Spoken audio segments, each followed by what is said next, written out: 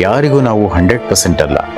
ನಿನ್ನ ಬಿಟ್ಟು ಬಾಳೋಕೆ ಸಾಧ್ಯನೇ ಇಲ್ಲ ಅನ್ನೋ ಬಾಳ ಸಂಗಾತಿ ನಿಮ್ಮ ಮೇಲೆ ಎಷ್ಟೇ ಪ್ರೀತಿ ಇದ್ರೂ ನಿಮ್ಮ ಜೊತೆ ಕಳೆಯೋದು ದಿನದ ಕೆಲವು ಗಂಟೆಗಳಷ್ಟೇ.